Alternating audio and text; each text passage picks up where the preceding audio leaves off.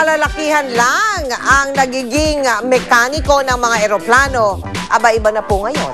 Dahil kaya na rin makipagsabayan ng mga kababaihan sa larangang ito, yan ang tinutukan ni John Consulta.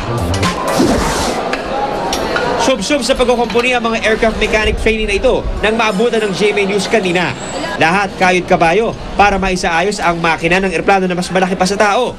Pero ang pinakamalaking sorpresa, hindi mga lalaki kundi mga babaeng trainee ang sumasabak ng todo-todo sa trabahong nooy karaniwang akala ng iba para lamang sa mga brusko.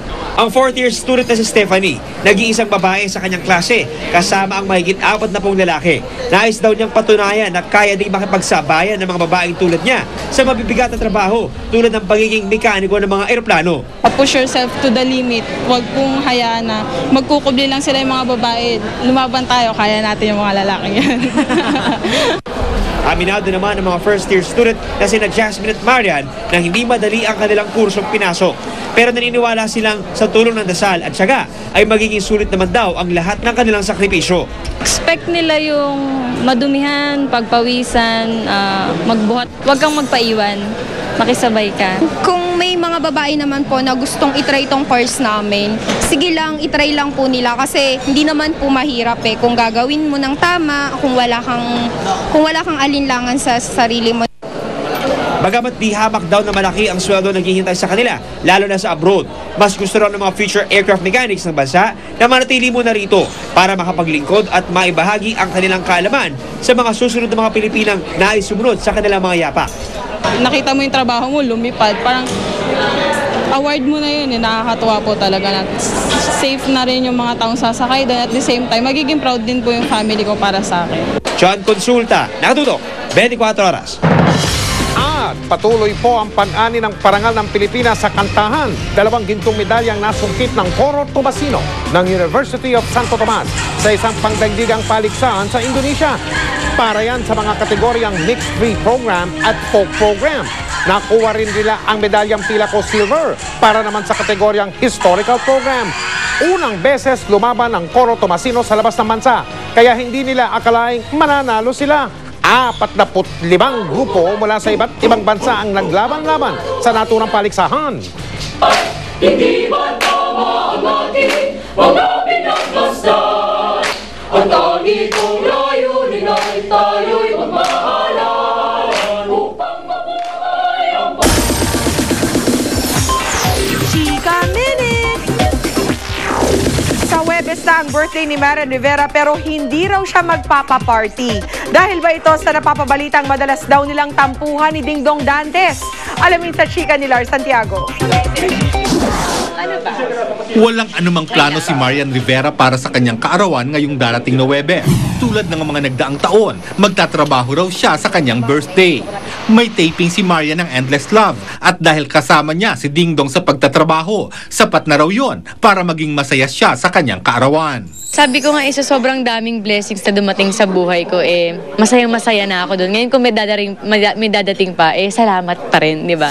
Blessing para kay Marian ang sabay-sabay na projects na ginagawa niya. Nariyan ang mga show niya sa GMA na Endless Love at Show Me the Money. Ngayon ay may pelikula pa siya para sa 2010 Metro Manila Film Festival, ang remake ng Super Inday and the Magic Bibe na unang pinagbidahan ni Maricel Soriano. Sobrang isa siya sa mga inspirasyon ko para mapaganda tong movie na to. Tsaka yung sinabi sa akin na gawin ni Super Inday, wala pa man yung script at wala pa tong story ko na to, excited na talaga ako. Pagdating sa relasyon nila ni Dingdong Dantes, happy si Marian. Pinagtatawanan nga raw niya ang chismis na lagi silang nagkakatampuhan ni Dong dahil napapadalas ang selosan. Natatawa talaga ako sa mga issue na ganyan. Porkit dati sinabi ko na selosa ako, all the way kailangan selosa ako. Hindi naman ganun, di ba? Nakakaloka. At wala naman ako pagsiselosan. Sino? Di ba? Pati ang planong pagkapakasal ni Dong at Yan ay nababalita rin. Susunod raw sila kina Ogie at Regine. Mahirap kasi yan na pag-usapan, di naman matutuloy. So pag talagang sigurado na, doon na lang pag-usapan. Pero ngayon focus muna kami sa Endless Love. Ako may Show Me the Money, may Super Inday pa. Lars Santiago, updated sa Showbiz Happenings. Sa pagbabalik ng Chika Minute, Ann Curtis, naaalala raw ang past nila ni Richard Gutierrez dahil sa bagong hairstyle ng aktor, tutukan yan. Mel? Salamat, Pia. Gusto ng ilang senador na buwagin ang ilang government-owned and controlled corporation na wala raw silbi. Sayang lang daw kasi ang inilalaang pondo ng gobyerno sa kanila. Nakatutok si Ruth Cabal. Sa pagrerepaso ng Senado sa 2010 national budget na pag-initan na ang government-owned and controlled corporations o GOCC. Aabot daw kasi sa 47 billion pesos ang inaasahang kita ng mga GOCC ngayong taon, pero ni isang kusing di pumapasok sa kaban ng bayan. Sa ngayon kasi anumang kita ng mga GOCC, tanging ang ahensya lamang ang may hawak nito at hindi nire-remit sa National Treasury. Kaya pwedeng gastusin ng mga GOCC sa anumang paraan ng kanilang pondo basta't alinsunod sa charter ng ahensya. So we will be looking at all of these GOCCs because obviously this is the source of the fund for many of these fat bonuses and allowances. MWSS is one example. The road users tax is another example. Kaya naman ang ilang senador sinabing buwagin na ang ilang GOCC na wala namang silbi o pare-pareho lang ang trabaho. Sa tala ng Commission on Audit noong 2008, aabot sa 134 ang bilang ng mga GOCC. We have to look at them very carefully and then knock them down if necessary. Of course, it's hard to do this because there are people who will be thrown out of jobs, but I think it's about time. The country is suffering from a scarcity of funds. So I think it's high time we take a look at them, rationalize, and close down those that are a burden to Philippine society, to the government. It is time to stop the abuses. Pero si Senator Joker Arroyo nagbabalang maghinay-hinay sa planong pagbuwag sa ilang GOCC. You cannot just collapse it because maraming mga utang yan. Pag kinolaps mo yan, ang sasalo ng mga utang niyan, yung gobyerno. Maski privatize mo yan dyan, ang utang nila mas malaki pa kaysa sa assets. Sa Martes, magsasagawa na ng hearing ang Committee on Finance para busisiin ang pondo at operasyon ng mga government-owned and controlled corporation. Ruth Cabal, Nakatutok, 24 Oras. Isang grupo ang nagpanukalang patawan ng dagdag buwis ang sigarilyo kapag yan ay natuloy. Kapag nagkataon, ma'am presyo po ng kada stick ng sigarilyo, halos 7 piso. Bawat stick. Nakatutok si Tina Panganiban Perez. 42 taon ang naninigarilyo si Noning Bustillo. 10 hanggang 14 na piso sa 160 pesos na kinikita niya kada araw ang ginagastos niya sa kanyang bisyo.